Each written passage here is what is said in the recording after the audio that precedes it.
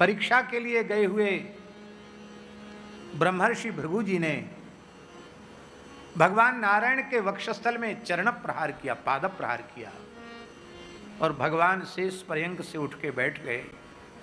भगवान ने महर्षि का चरण अपनी गोद में रखा और अपने सुकोमल करकमल से दबाते हुए सजल नेत्रों से बोले, हे महर्षि, आप कितने करुणामय हैं।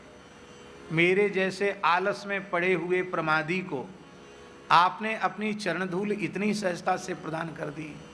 मैं कभी कभी सोचता था, ये लक्ष्मी जी स्वभाव से बड़ी चंचला हैं, कभी कहीं तमाम लोगों पर कृपा करती हैं लक्ष्मी जी, फिर बहुत दिन नहीं ठहरती, फिर चली जाती हैं।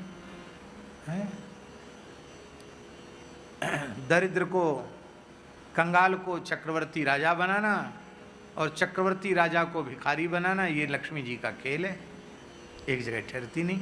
ये प्रकृति से चंचला है।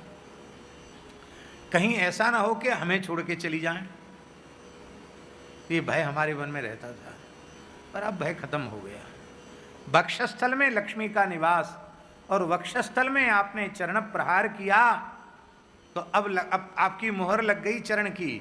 अब लक्ष्मी जी कभी हमारा त्याग करके कहीं जाएंगी नहीं। आपने कितनी बड़ी कृपा की, हमको निश्चिंत कर दिया, निर्भय कर दिया। पर भगवान, मैं क्षमा इसलिए मांग रहा हूँ कि वैकुंठ के द्वार पर खड़े होकर मुझे आपकी अगवानी करनी चाहिए थी, पर मुझसे प्रमाद हो गया, आपको यहाँ तक कष्ट करना पड़ा।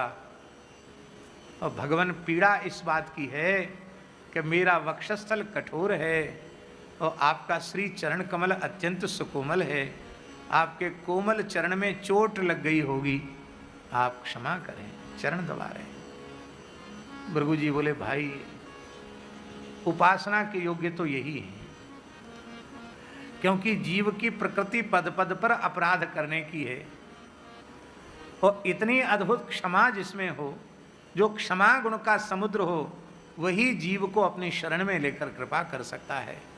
इसलिए भजवे को दोई सुघर, कह हरि दास, सब संतन निर्णय कियो, मथि श्रुति पुराण इतिहास। दो ही भजन के योग्य, श्री हरि और श्री हरि के दास।